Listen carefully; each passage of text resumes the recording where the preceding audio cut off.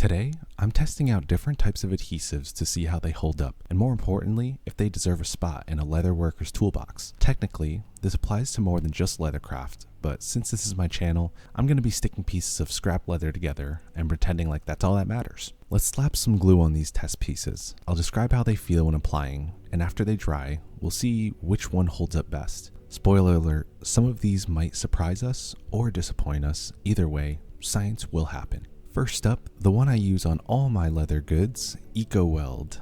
This glue is a bit runny, which makes it easy to spread and helps it go further. It's kind of like wood glue in that it's more about stabilizing things temporarily while working, rather than being the final boss of adhesion. Next is Titebond Wood Glue. This one's a little thicker than Weld, making it easier to control, but it's still spreadable. If Weld is like pouring syrup, this is more like spreading honey. Functional, but probably not something you want to eat. Now it's time for the Barges, the heavyweight champion of adhesives. This stuff is strong.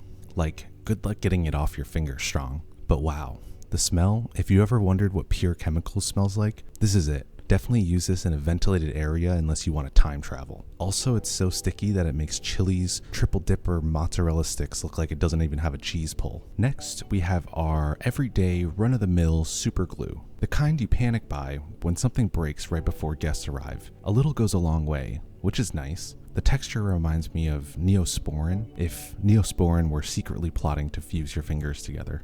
Lastly, we've got E6000, the industrial strength glue that I honestly don't have high hopes for, but hey, let's give it a fair shot. Applying this feels like spreading Vaseline, but with a pasty, rubbery texture. It's thick, a little stubborn, and definitely not as easy to work with as the others. Alright, I'm gonna let these dry for a couple of hours. In the meantime, I'll try not to glue my hands to the table. Be right back.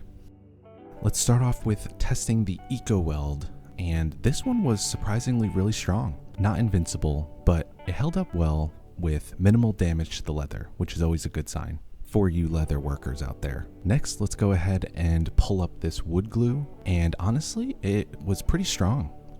It was pretty solid. I pried it up, and at some point though, it did give up like a folding chair under too much weight. Moving on to the Barges. As expected, this is super strong. I had to pull, twist, and borderline wrestle it to get it apart. It's definitely a top tier adhesive. Now it's time for the generic super glue, and this one broke apart almost instantly. It felt like the glue hardened into a brittle little spot that couldn't take too much tension. Super glue? More like sometimes glue.